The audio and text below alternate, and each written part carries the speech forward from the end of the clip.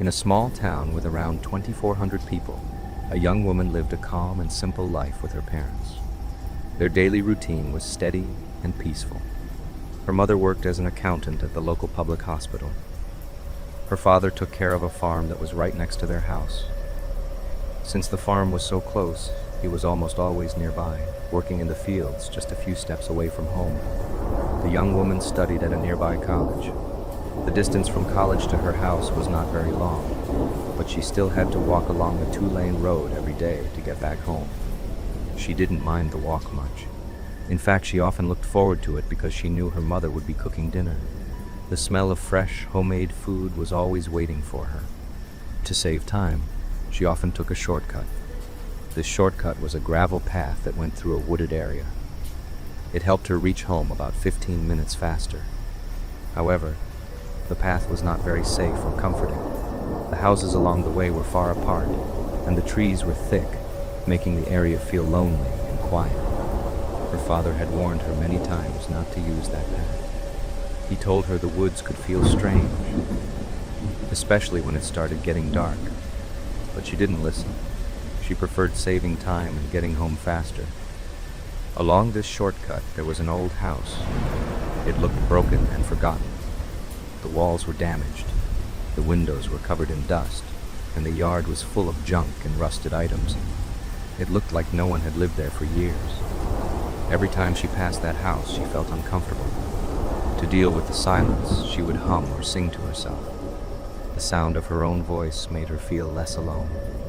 One afternoon, after finishing her classes, she noticed the sky changing. Dark clouds began to cover the sky, turning it a deep purple color. A storm was coming. The air felt heavy and the afternoon started to feel like evening. She didn't want to get caught in the rain, so she quickly decided to take the shortcut again. Even though it was getting darker, she thought it would help her reach home faster. Soon, heavy rain began to fall. Thunder roared loudly in the sky. The wind picked up, pushing against her as she walked. She lowered her head and started walking faster. As she moved deeper into the woods, the trees began to sway wildly in the wind. The branches moved in all directions, making the place feel even more frightening.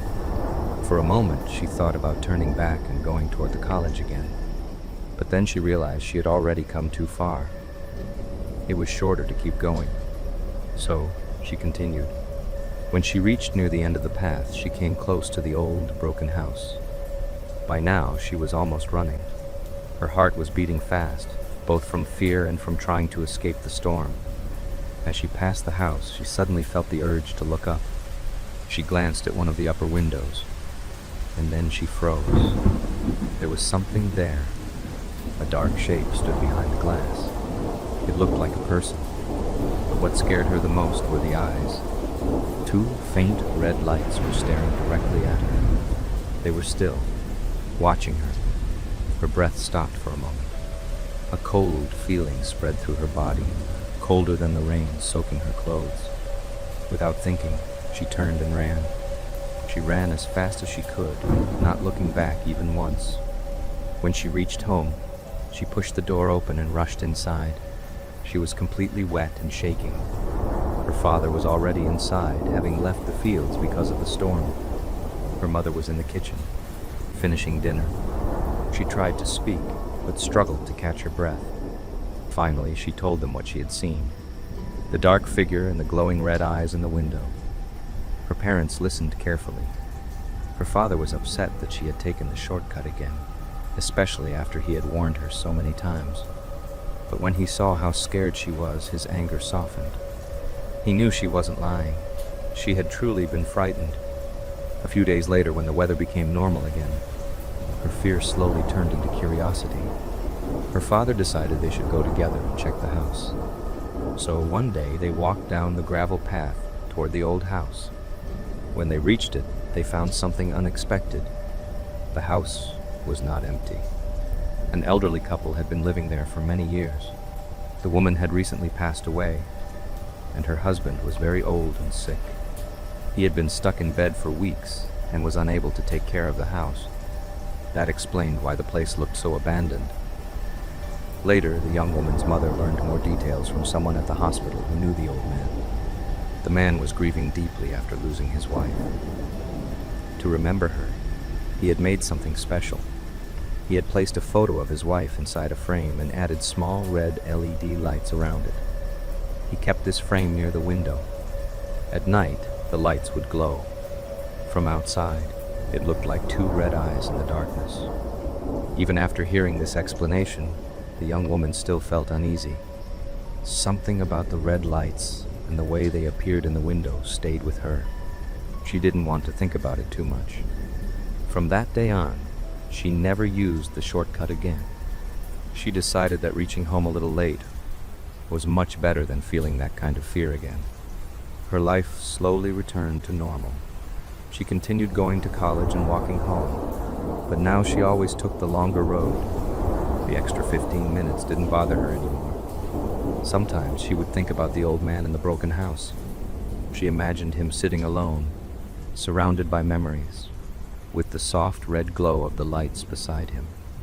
But she preferred to keep that world separate from hers. For her, home meant warmth, safety, and comfort. The smell of her mother's cooking and the sight of her father coming in from the fields were enough to make her feel at peace. As time passed, the seasons changed. In summer, thick leaves covered the view of the old house. In winter, it stood out clearly against the gray sky.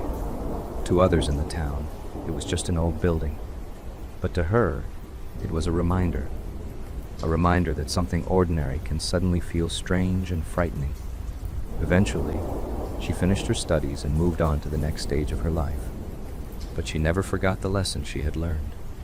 She understood the value of safety and the importance of listening to advice from those who cared about her. The town continued its quiet and steady life, and the story of the red eyes remained only with her. A memory of fear that later made sense, but still felt unsettling. She found comfort in knowing that most mysteries in the world have simple explanations, even if they seem scary at first. Still, she always chose the safer path. And whenever she walked home, she stayed on the main road, far away from the silent woods and the glowing red eyes. I am currently in my final year of college, a time when most people are starting to find their own path. My situation is a bit more complicated, however, because of my parents. They are incredibly, almost suffocatingly protective. Growing up, I realized it wasn't just typical parental worry. It was because of how people reacted to my appearance. Everywhere I go, whether it is on campus or just walking down the street, I feel eyes on me. It doesn't matter if it is a girl my age, a man passing by, or even an older uncle at a shop. They all look at me like I am some kind of prize or a treat they've been waiting for. This constant, lingering attention has made my parents terrified for my safety. But I have grown to dislike the cage they've built around me.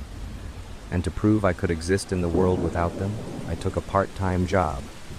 I started at a Target store, working the shift from 6 p.m. to 10 p.m.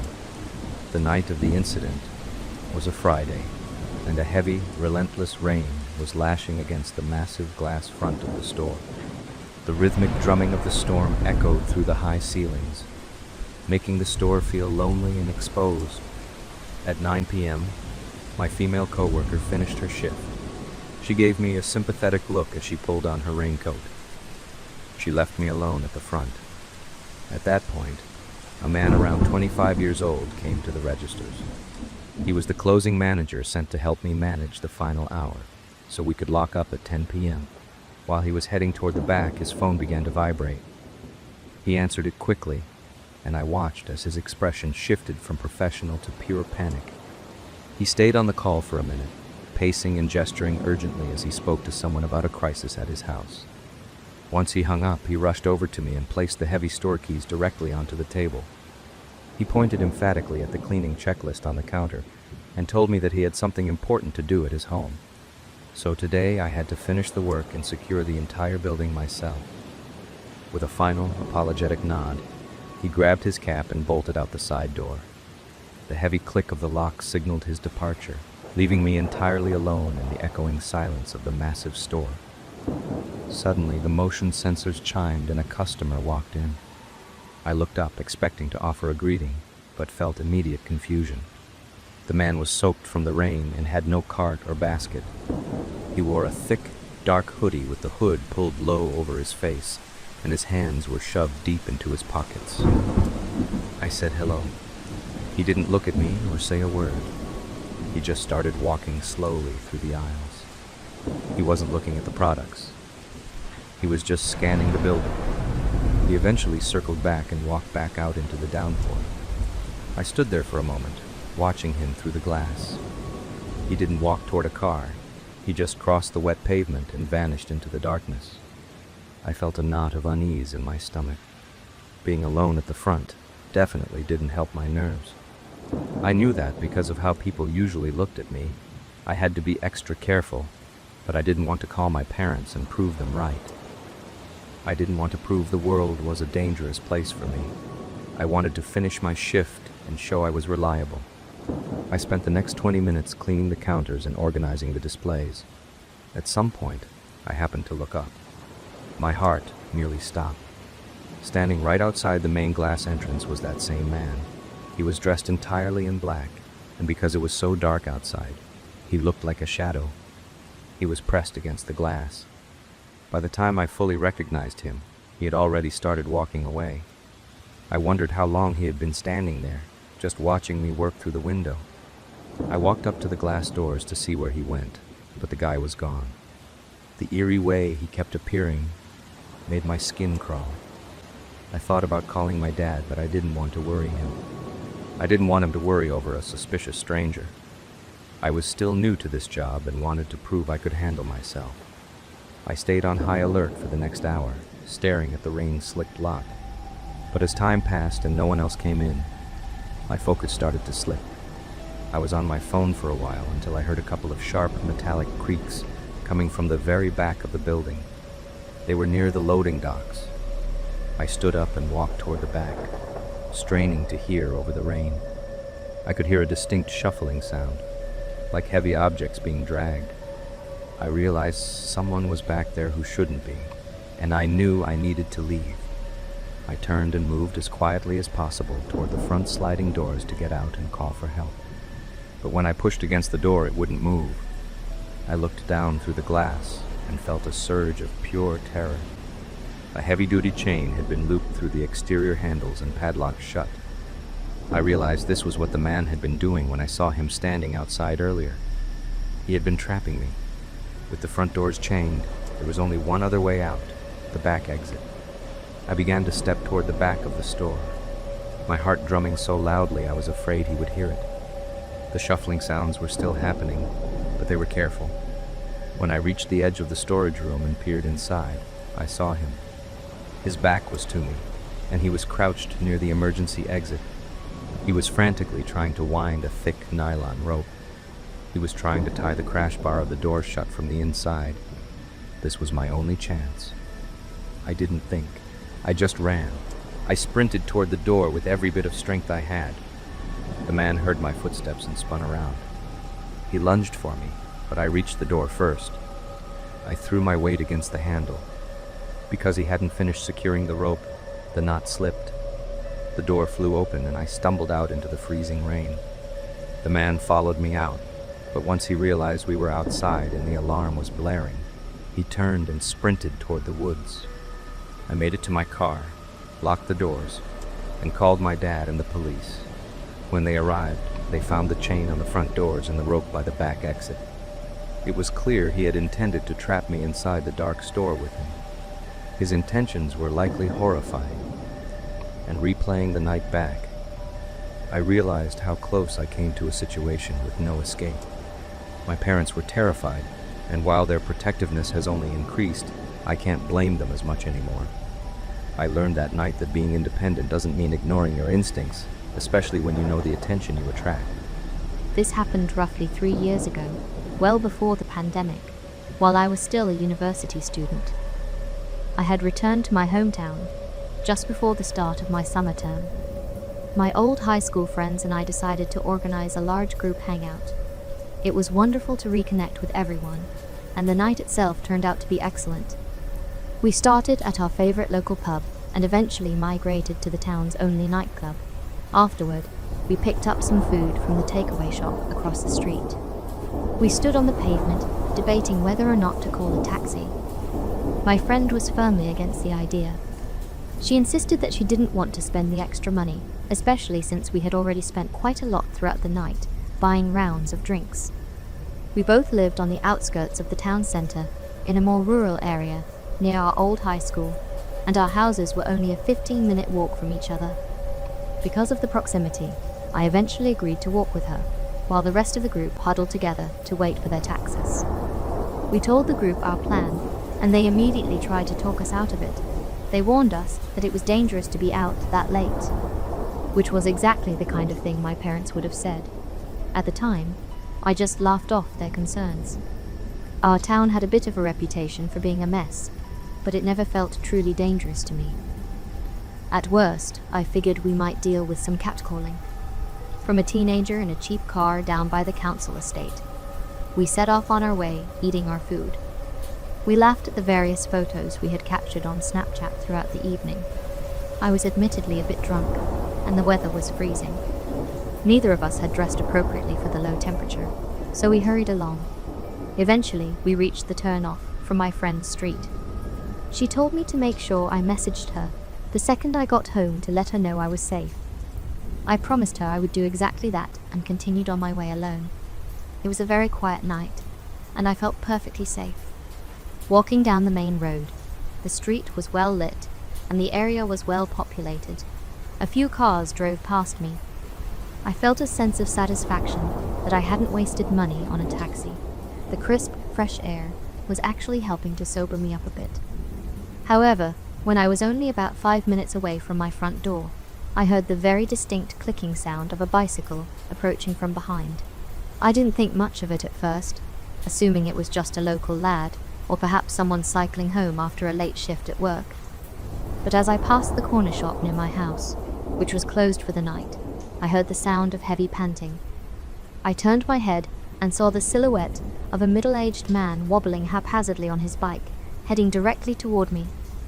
I tried to brush it off, assuming he was either very drunk or under the influence of something. I moved to the edge of the pavement, to give him plenty of room to pass. Instead of cycling by, he steered right up to me and came to a halt. In a slurred voice, while hunching over his handlebars, he asked if we could go home. I was completely unsure of how to handle the situation.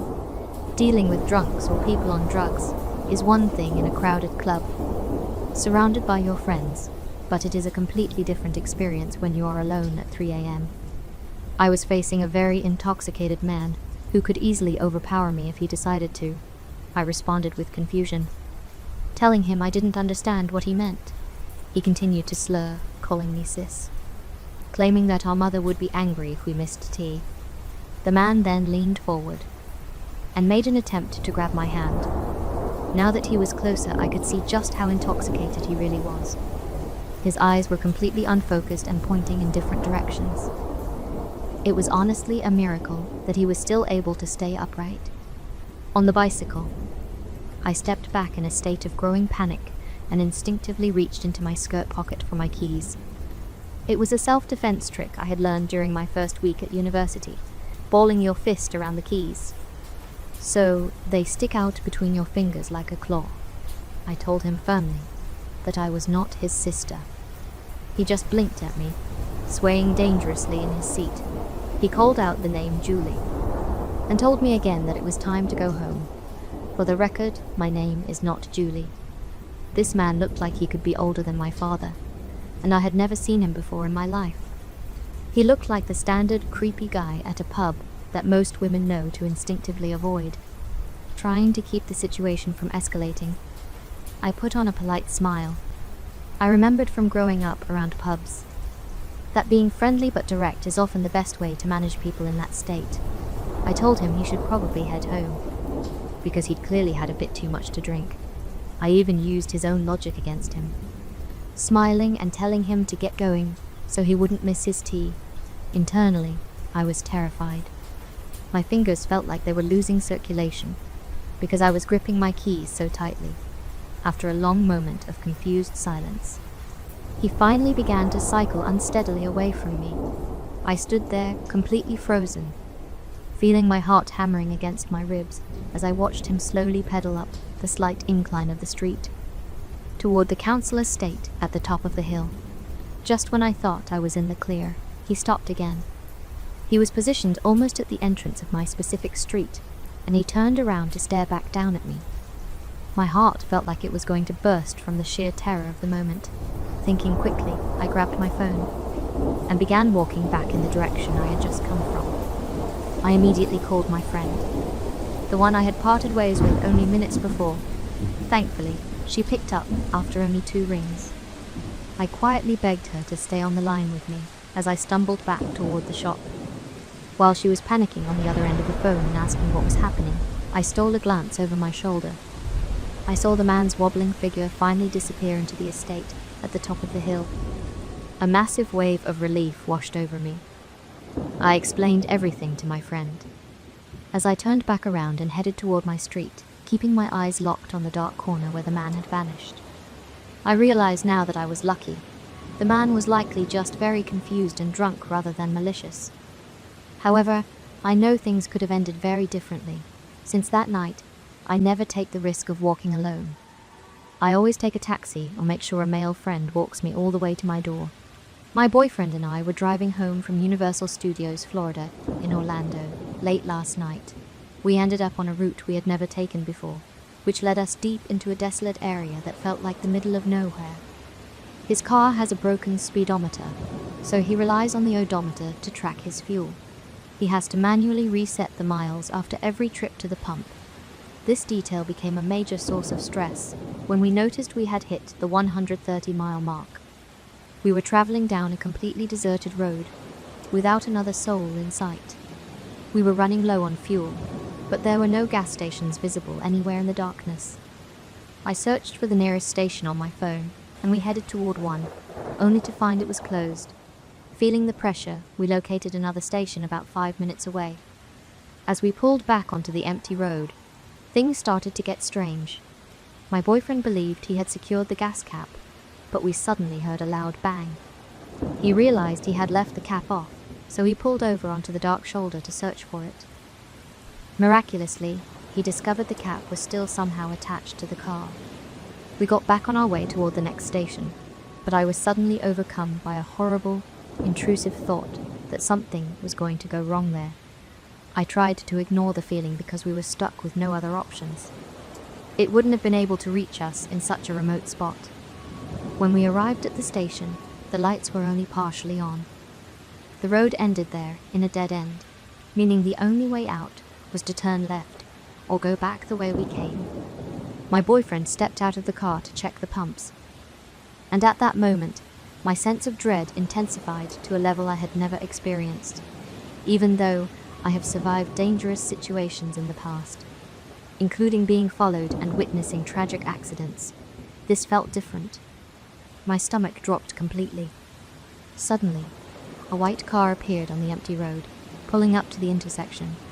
The driver noticed my boyfriend, then backed up slowly with his windows rolled down. Seeing him watch my boyfriend and his sports car sent me into a total panic. I began screaming my boyfriend's name as loud as I could. When the man realized I was also in the car, he quickly turned left and sped away into the night. It was too dark to catch his license plate. The experience was more frightening than words can describe. I was terrified that I was about to watch my boyfriend get robbed or worse, especially since my intuition had warned me just minutes before. We eventually found a busier station with other people around, and made it home safely. Later, my dad mentioned that the specific road we were on is notorious for being a place where bodies are frequently discovered. I truly hope no one else ever finds themselves in that position, and I hope the man who was watching us never gets the chance to hurt anyone. In July of 1996, 24 years ago, I reached the end of my term of service with the Army. I was stationed at Fort Hood, Texas, and I made the firm decision that, at the stroke of midnight, I would complete my out-processing and begin the long drive back home to Wisconsin. For the entire duration of that day, I was so filled with an intense, restless anxiety about leaving that I found it nearly impossible to get any rest. When 11:45 p.m. finally arrived, I climbed out of bed and headed over to sign out with the desk sergeant. Naturally, knowing that a crowd of people wanted to sign out at the exact same midnight hour, the sergeant decided that was the perfect time for him to go out and perform his rounds.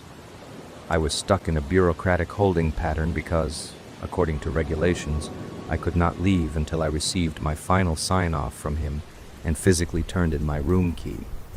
I waited, and then I waited some more. It was 2:45 a.m. when he finally returned to his desk. I turned in my key, secured the necessary sign-off, and by 3:30, I was finally on my way. At the start of the drive, I was fueled by so much raw adrenaline that I felt I could easily drive for days without stopping. Unfortunately, that surge of energy was fleeting. By the time I was pushing through the traffic around Dallas, I was nodding off at the wheel. I decided that just past the city of Denton, I would pull over at the next rest stop to take a quick nap until the sun came up. I was struggling immensely to keep my eyes open by the time I reached a stop. I pulled over, got out of my car to stretch, get some fresh air and throw away some trash, all while taking a look at my immediate surrounding. There were only about 3 other cars and 2 semi-trucks scattered in the lot. It was a picnic stop rather than a formal rest area, which meant there were no restrooms. I tossed my trash into a bin and glanced at a posted flyer featuring a few missing persons, though I admit I didn't pay any real attention to the details on it. I walked back to my car, which was a basic no-frills Geo Metro. It was a stripped-down model, no radio, no power windows, and no power locks. I cracked the windows, turned on the portable boombox I had brought for music, and lay down to get some sleep. I had only been asleep for maybe 5 or 10 minutes when I felt my car shake just slightly. I cracked one eye open and looked around, but I did not see anything, so I dismissed it and went back to sleep. A moment later, I heard the distinct sound of my door handle being pulled and heard scratching on the door keyhole. I sat up quickly, but I did not see anyone there. I scanned all the windows and saw no one, so I shrugged it off as the product of being exhausted and laid back down, turning the radio up a bit louder. Being a Texas night in July, it was stiflingly hot, but I was so tired that I simply lay back down and tried to rest. A few minutes later, I heard the door handle being tested again, and this time, the car shook significantly. I sat up fast and saw a man standing at the passenger side looking directly in. Even though it was hot and humid, he was wearing a red sweatshirt with the hood pulled up, and I could not see his face. Because I was young, stubborn, and just out of the military, I yelled at him, demanding to know what he wanted. He just stared at me blankly, and I climbed out of the car. I am only 5'6", but I was absolutely livid. He simply turned and walked off toward the picnic tables as if nothing had happened. All the while, I was yelling at him that if he came back, I would take him out. I decided I would just drive on from there, so I got back in and continued on my way, even though I was quite upset. Only about 10 miles down the road, I was dangerously tired again. Luckily, about 10 miles further down I-35, there was another picnic stop. I was not sure why North Texas didn't have actual rest areas, but they didn't. I pulled into the second picnic stop and backed into a parking spot just in case I needed to leave quickly. For some reason, there was only one other car there and no semi-trucks. I locked the doors again, cracked the windows, and turned on my boombox. I fell asleep instantly. About 30 minutes later, I heard a loud thud on my driver's side window. I jumped up and looked around, but no one was there. I got out of the car, which was quite stupid, but I had my macho military attitude going. Still, no one was around. I assumed it was just my nerves from the previous stop. I got back into my car, locked the doors again, and closed my eyes. This time, I was too amped up to fall asleep, so I just lay there with my eyes closed. I felt that someone was looking at me. I opened my eyes and saw the same guy standing there again in the red sweatshirt, hood up. I could not see his eyes, but I could see that he was smiling at me. I popped up quickly and tried to open the door to bump him with it. Being a cheap Geo, since the doors were locked, it didn't open. He walked backward, still staring at me. By the time I got out, he was about 30 feet away, facing me. It was fairly dark, but as I looked him over, I could see he was really skinny, and about 6'2" or 6'3". I still felt like I could take him with my military experience.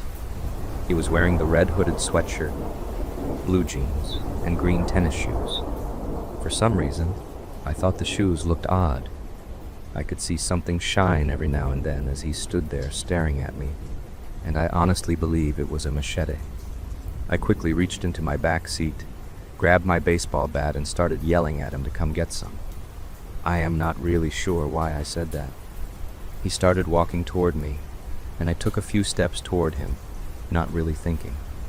As I got about 5 feet away from my car, and he was now about 15 feet from me, a yellow van pulled up quickly and parked just off to the side of the road.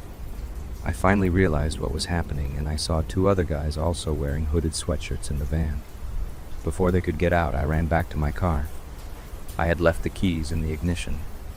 Since I had backed in, I was able to cut the wheel hard to the right and peel my car out of there. I was so lucky that, being a manual transmission, I didn't stall the car because the other 2 guys were already out of the van, and the first guy was just about at my car.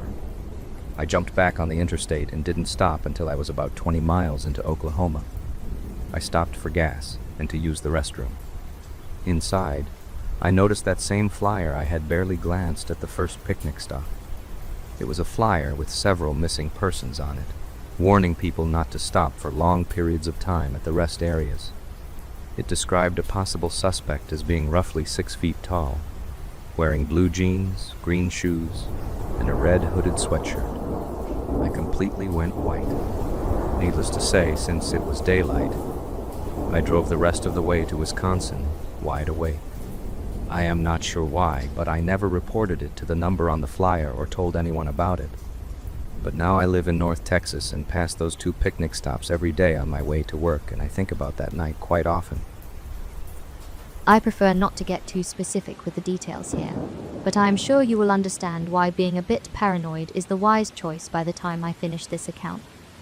I have been into urban exploring, or urbex, as it is commonly called now, for as long as I can remember.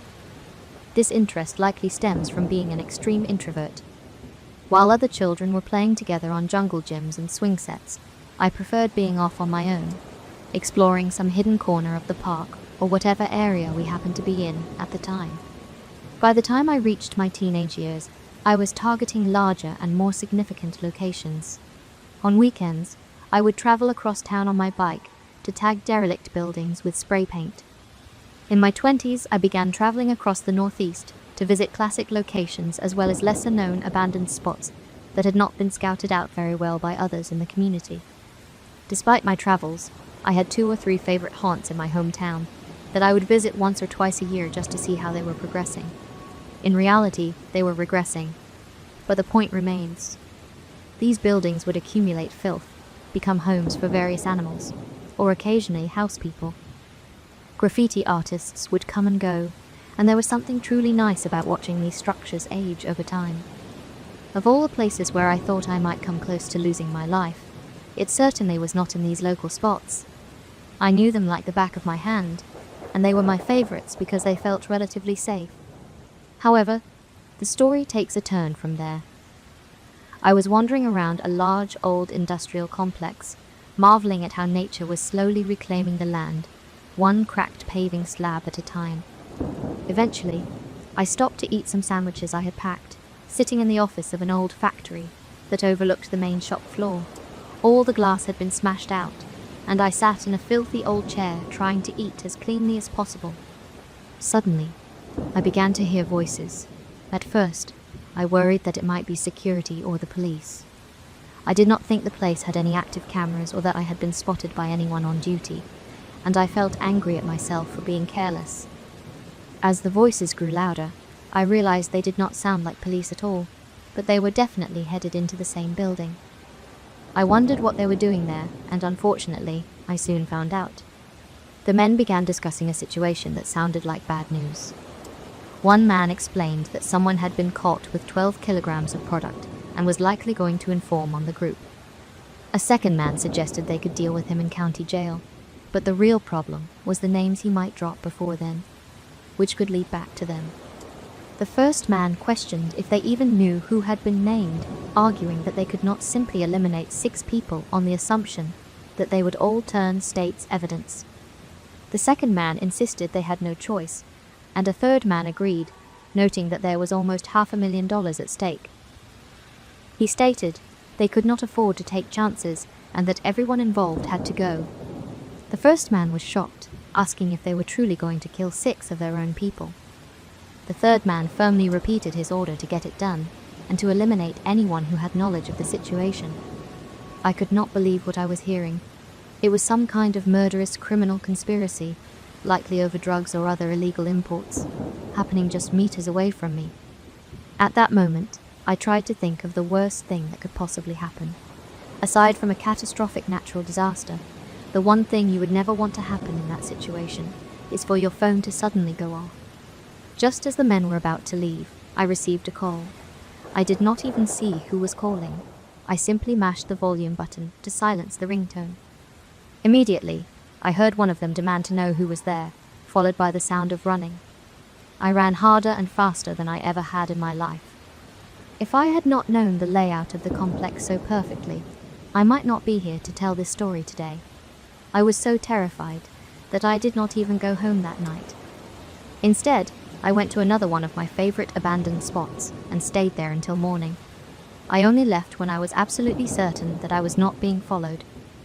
Looking back, I do not think they saw my face, and they probably assumed I was an undercover officer. Nothing ever came of the incident, and since I had no idea who the men were, I could not follow their case in the news. It was the scariest thing that ever happened to me while urban exploring, and it taught me to always expect the unexpected. I was new to America. I moved from a place here and I had no idea where I can get things for a new accommodation that I was provided with the home and a transport to take me to one place to the other. I was from a very small town in Wales, and to be in such a big city was a new one for me. New experiences, new adventures, and new people I got to visit. Being in the city was very transforming for me, as the transitions were tough being from the small town and all. And then, things became quite easier than before. The city was something that I was getting used to. I got the job in the Target corporate office, and I had to move all the way to America for the job that I was in San Francisco now for the job. It was a boring job, so telling the details of the job is a snooze fest in itself that no one should go through. But that is not why I chose the job.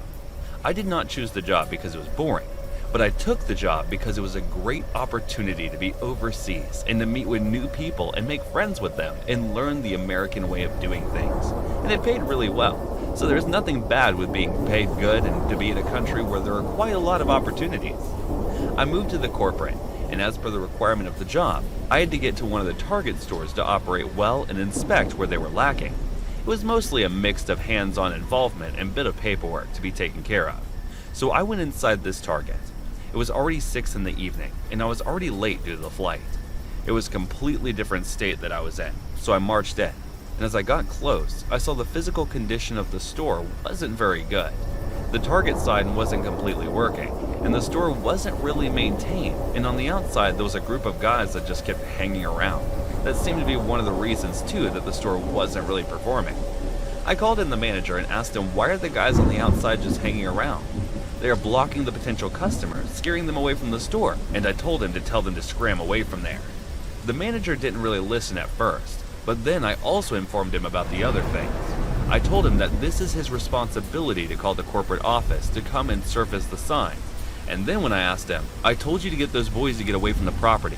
Tell them that they cannot hang around the property. They are scaring the customers away. And if there is something of a problem here, let me know. I will put on some sense in them. The man looked at me and then said, okay, I will tell them to go away. And I replied, don't tell them to just go away. Tell them they are not to come here and assemble. If they want to buy something, come right in and buy and leave. Don't gather. And I left to check some other things. And then 10 minutes into my inspection, I saw that there was a nuance created. A ruckus was going on outside the house. And I asked them what is going on. And one of the employees came running and said, sir, it is the manager. They are beating the manager. I quickly left my paperwork in my bag at the very aisle that I was standing at and inspecting, and ran towards the door and out in the area where the boys were hanging, and they were grabbing the manager by the collar and punching him. I got out and I heard one of the tall boys with blackened hair with an evil smile say, "Something's right," to the manager's face. "You don't tell us nothing. Tell whoever shrimp you are working for we are not moving anywhere." And as I got outside, the manager looked at me while he was getting his head bashed in and pointed the finger at me and said in a broken, beaten voice, "Sir, you tell them to go away. I guess they are not really listening to what I have to say." And then I looked at him, seeing him all beaten on the floor. "Hey man, I'm just a tourist. Why are you bringing me in a fight that has nothing to do with me?" And I could see the anger and disappointment in the eyes of the manager at that time. Well, this was the corporate America. Everyone had to protect their own ass. So that is exactly what I was doing, or seemed like I was doing. The fight broke off. The manager only got bruises, nothing was broken, so that was a good start for him. He was really pissed at me for not taking a stand, but I got him a medical grant that the corporate gave in case anybody got injured during work. It was a whopping 50 grand, and he received. And I told him the very reason I did not interfere was to make his case strong. But you see, that is not just the case that I was transferred from Wales to America. I was not the corporate suck-up that I was pretending to be. I was so much more than that. That night, when those idiots beat up our store manager, we were able to gather the information on those hooligans. My line of work involves intimidation, and my job was to make sure that the people who were supposed to be scared of the power of the Target were scared of it. I was keeping the accounts on them. So the boys that seemed not very afraid of that manager in Target had to get the taste of what power Target has. And I was the guy that's sent to rough up guys like them. That same night, I went into their houses and made sure they remember what it feels like to mess with the wrong company, and they were quick to understand. So other than the boring paperwork, there was something else that I brought in from all the way in Wales. I was the accountant that people hoped that they didn't see. I worked at Target in around 2010. It was a cool job. All I had to do was sit around, do the paperwork, and other things people do. I was the manager at the Target, and I got hooked up as a manager because my cousin had a good relation with the store owner. I was around 25 when I got the job, and I had no experience prior, so getting that job was a privilege, and I very well knew it. So I was one of those managers who worked too much, even though there was less physical work to do, but I was knee-deep in all the paperwork. The thing with Target is that it is a big store, and the thing with big stores is that it comes with a large number of annoying people. Target is a big store, and a day don't go by that there's not some lady or middle-aged man flipping out over the products. It was one headache that we constantly had to go through, and even though we were not allowed to really be aggressive to customers, there are times when you want to do things to them that you cannot really do. But there isn't much you can do than just sit and listen and solve whatever issue they're having. It is tough, but it is something that we have to do in order to make it better. One day, things were very hectic at the store, and it was then that things got out of hand with one of the customers. Things were as usual as they always were, and the store was busy. The chaos was being managed just fine, and when we thought things cannot be weirder, they did, spiraling into a chaotic shitfest when suddenly an angry customer wanted a refund. And we told him about the refund policy, but he just won't admit that he was at the wrong one here, and we had no choice but to call in security. He wanted to talk to me, and I told him there was no way that we could do anything about the thing, and he was quite aggressive about it and demanded to see me. I got out, and then he told me, "You better give me my refund or it's going to be really bad for you. I will make sure you shit bricks for the rest of your lives." I looked at him and I said, "Sir, our refund policy is a bit different, and the product you brought in has been used like multiple times. We cannot really refund you your money, but if you want us to replace your product, we can happily do that." And the man looked furious and said, "I want my money, dumb bitch." And I told him that it cannot possibly be done. He told me that he will come back for me and teach me a lesson. Now, it wasn't the first time that I was being told that my life is in danger, but then it wasn't the first time that someone said that they will kill me. But this time, the man was bigger than anyone I have seen, and his eyes were red as the sky during sunset. He was accompanied out of the store by the police. I wasn't really scared by the man. More like this time it felt like it was more real than before. And this time, it felt like the warnings were somehow real. As the police accompanied him away from the store, I could see his red eyes filled with anger and hate looking right at me, as if he wants to kill me. I called in the inspector in the evening asking whether the man was released from the prison, and the policeman said, "We had nothing against him. He did not really commit a crime, he was just being an asshole. We don't really put people in jail if they are assholes." I said, He wanted to kill me. I think you should have kept him in the prison."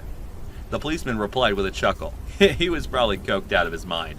He probably doesn't remember you, and secondly, if he does, don't worry. We will arrest him before he kills you." Now, the way he talked all sarcastic and wise-ass, I didn't think that the police will be much help when the guy comes in and tries to kill me in the store. I was slowly getting paranoid by all of it. There was something about the rage in this guy, and I could see.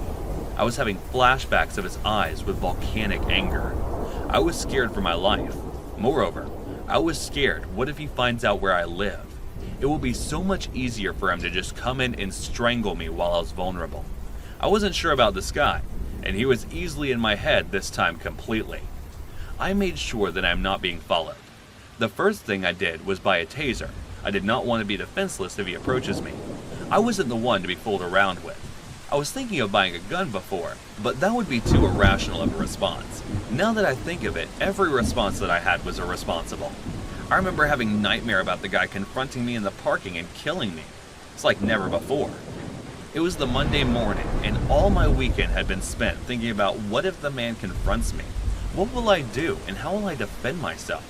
So I was a bit cranky and anxious the Monday morning into work. I stepped out of my car where it was parked and went about my day. The day went calm and easy, and there was no angry man spotted, and surprisingly, the Monday went by easy. There was no confrontation this Monday, and things went smooth, so I was a bit relaxed, and there was no sign of that big man anywhere. And then, as I was moving to the parking lot as the day was ending, and I was getting back after closing in the shop and getting done with all the accounts and paperwork, I saw the light flickering the parking, and it was just me and the other car in the parking lot. I did not know who it was. I looked at it, and I was a bit nervous, and there was this eerie feeling that I had that something wrong is about to happen. And then I slowly approached my bag and took the taser in my hand. I had that feeling that somebody was standing over me. I looked back, and I saw the same old man standing tall right behind me, and before he can do or say anything, I reacted with the fight or flight reaction. But instead of running, I stood my ground and I tased him. And as I tased him, he fell. And as he was getting down, I could see the flowers dropping out of his hands, and I was realizing that I had acted too fast. I saw the man picking up, trying to get back to his senses, and then looked at me and said, "Well, fair enough. I guess we are even. I'm sorry for my behavior earlier. I apologize." And then handed me the flower, and told me to give it to the staff. And I asked him if he's alright, and apologized for tasing him. Well, good thing I am not worried about him killing me anymore, for he knows that the tables can turn on him too. In that moment on the verge of death, it's true what they say. Your life flashes before your eyes. It's like rewatching a TV series, but you're the star. As poor as a church mouse, I never had much ambition. I was content with part-time jobs that paid just enough for me to scrape by. But then I got married. I still don't know how I managed to save enough money for the big day. I thought that would be it, that life would return to normal. Now I see how wrong I was. A week into my marriage, I finally understood why all my married friends were so fixated on earning more. With a new wife and no savings, I was filled with shame. I never thought I would regret getting married just a few days in. But there I was, questioning why I had said yes.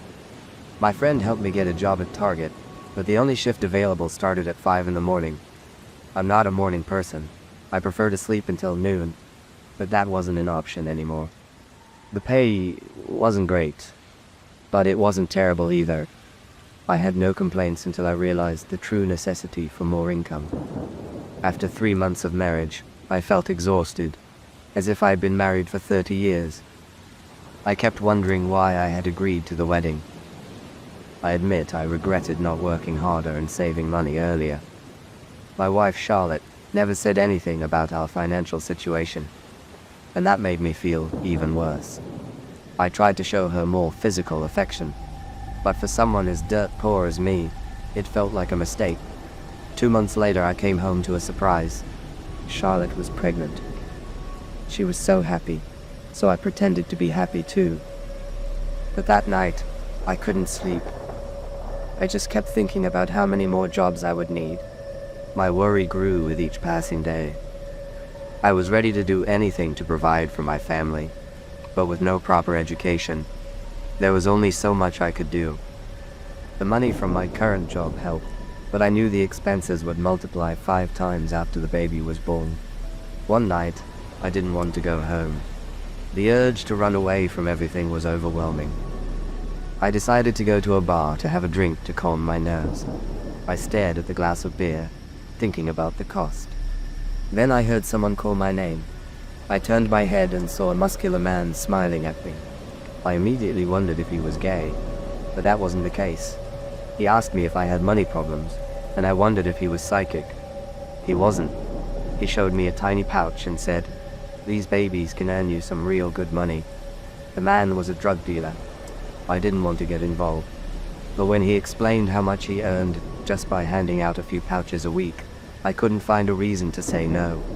He gave me a burner phone and a few packets for the first week, telling me I would get calls on the phone for deliveries. At first I was terrified, still unsure. But a month passed and I was earning enough to buy everything our baby would need. I was even able to fill the refrigerator with food for Charlotte's pregnancy craving. One day, Charlotte asked me where all the money was coming from. She was suspicious after I brought home an expensive crib for our baby. I lied and told her my pay at Target had increased, and I had a new, well-paying part-time job. I'm not sure if she believed me, but she never asked again. I kept lying to avoid suspicion, and despite my desire to quit my job, I continued to work there. That day, I got a call early in the morning for a delivery at 6. My shift started at 5, so I put the packet in my pocket and went to work. I was anxious, and my coworkers noticed, but I ignored their questions. 5 minutes early, I got another call. After asking for a bathroom break, I hurried out. When I got to the man, I couldn't find the packet. I remembered I'd put it in the same pocket as my cell phone and might have dropped it. I asked the man to wait and ran back. When I got there, I saw the packet in the hands of my manager. A coworker named Sam had picked it up and told the manager. I couldn't get it back and was fired on the spot. I didn't want to get the police involved, so I quietly left, but I was furious. I kept cursing Sam for not minding his own business and just returning the packet to me. The burner phone in my pocket started ringing incessantly, annoying me. I didn't answer. I planned to go home and get another packet from my hiding place. While crossing the street, still cursing my coworkers, my phone rang again. I was so caught up in my thoughts that I didn't see the car coming towards me. Without warning, I felt a sudden jolt of energy as I was thrown into the air.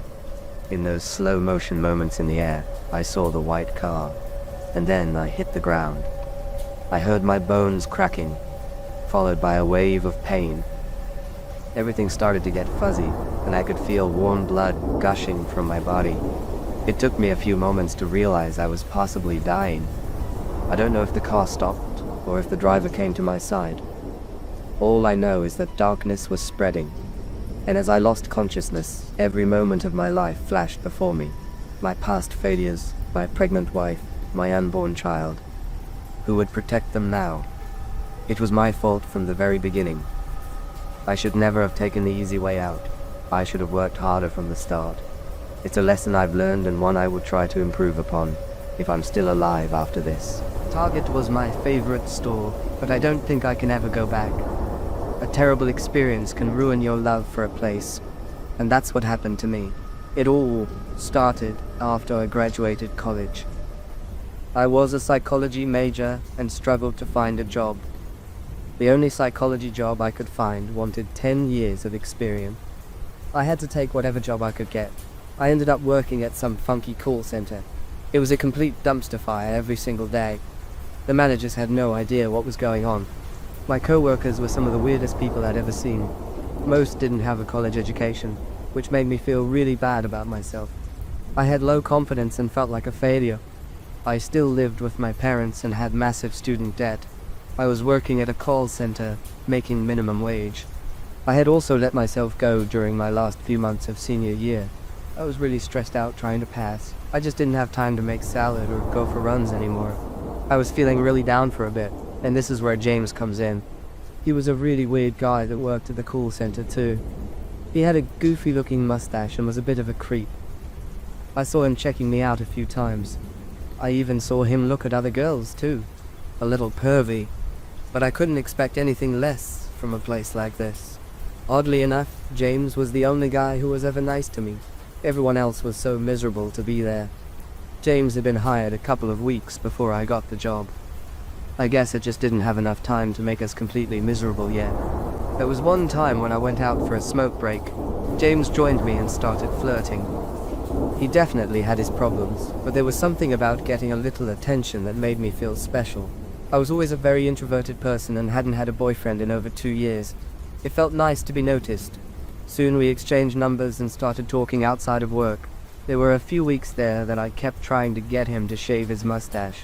I told him he would look a lot better. It took about 3 weeks to finally get through to him. When he did, I was surprised.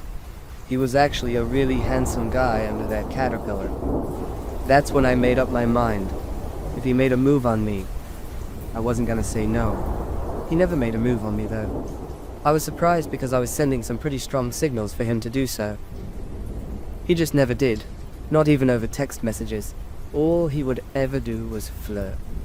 It wasn't long into that situation that I gave up on him. I figured he didn't like me. I mean, honestly, what else was I supposed to think? I downloaded Tinder like everyone else. I knew my situation was bad, and I secretly fantasized about hooking up with some rich guy. I didn't find a buff millionaire, but I did find a really nice guy. We went on a few dates and started going out together regularly. I really liked him. We're still together, by the way. But this is where things got weird with James. He started acting differently. He started doing more and more inappropriate things. I was friends with James on Facebook. When I changed my status to in a relationship, he put an angry face emoji. I remember seeing it and rolling my eyes. Typical man, I thought. They don't want you until you have someone else. Something James would always do with me is send slightly naked pictures. It wasn't like full frontal or anything like that, but he would take racy photos of himself getting out of the shower or changing. I was okay with it when I was single, but he just didn't stop.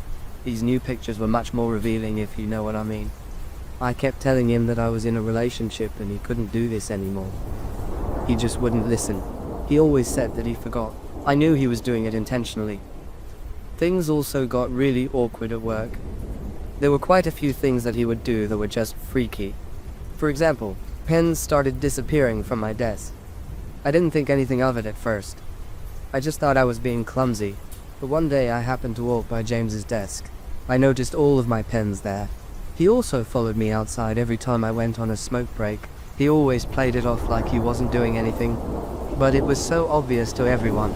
It was around the 6-month mark of me working at that funky call center. I had my performance review and got a raise. I got an extra $1 an hour, which I was pretty happy about. I had a few $100s in savings. I decided to treat myself to my favorite store, Target. I remember making a self-congratulatory post on Facebook about it. I even mentioned that I was going to treat myself to some new sheets from Target. I remember getting comments from some of my friends and former classmates. They all congratulated me. I was really excited. Sure, I had a stupid job, but I was making the best of my situation. I remember getting to Target at about 6 or 7 on a Friday night. I went alone. I walked into the store and went over to the bedding aisle. I really wanted to pick out the best sheets for me. I'm a little OCD about fabric and how things feel, so I was running my hands across the sheets to find the one that I liked the best. That was when something unexpected happened. I felt a kiss on my neck. I had been so wrapped up in feeling sheets that I didn't even notice who was behind me. I immediately thought it was my boyfriend. I mean, who else would randomly kiss me in public, right? Well, you guessed it. It was James. I turned around after he kissed me. I was smiling, but my giddiness turned to disgust when I saw that it was him. My stomach dropped. I wanted to scream, but I just couldn't bring myself to do anything. I was more in shock than anything else. I know I must have looked so repulsed, but that didn't stop him. He pinned me up against the aisle rack and continued to kiss me. He shoved his entire tongue down my throat. It was honestly disgusting. This probably went on for about 3 or 4 seconds. Then I finally snapped out of it. I pulled my head away and slapped him across the face as hard as I could. I told him that I never wanted to see him again. I fell down onto my back, and I just sat there telling him to please leave me alone. He stood there, though, looking down at me, smiling. James was a really freaky guy. He started getting on top of me and kissing me again. That was when I finally screamed at the top of my lungs. Someone who must have been in an aisle over or two overheard and came running. He was a man who looked like he was in his 30s. He ripped James off of me and threw him against the wall. After that, James took off. The man was really nice to me. He helped me up and made sure I was okay. He asked if I wanted to call the police. I was so shocked I just told him no in the moment. That wouldn't be the last time that I saw James. We still work at the same call center. My God, it's pretty awkward. I know he still creeps on my Facebook and he looks at me all the time. I'm honestly not sure what to do about it. I haven't even told my boyfriend about what happened. Honestly, I'm kind of afraid to. But I seriously might have to one of these days. I used to work at a place called O'Hurley's General Store in Shepherdston, West Virginia. It was the kind of place that seemed older than time itself. The kind of store where you could buy anything from nails and lanterns to groceries, whiskey, or a second-hand pocket watch. The job wasn't glamorous, but it offered reliable pay, and the customers were usually kind, decent people from a small town. Every now and then a drunk might make a scene when I refused to sell liquor on a Sunday, but nothing worse ever happened. At least, nothing until one night when I came face to face with someone who still makes my skin crawl whenever I think of him. It was a Saturday night, late enough for the streets outside were quiet, and I was stocking shelves and tidying up when the front bell jingled. I walked back behind the counter, ready to help whoever came in, when I first laid eyes on the man in the black jacket with a red t-shirt. His jacket was finely tailored, pressed and sharp, the kind you'd expect on a K-pop artist on a magazine cover. That alone was unusual in our little store. He looked to be around 40 years old, but his style was much younger. But everything else about him was stranger still. His skin was pale, almost sickly white, and his features were so sharp and severe that they hardly looked real. His silver hair, which was clearly dyed, he had the look of someone who belonged anywhere but here. He asked for lighter fluid, and I fetched it for him while trying to make a bit of small talk.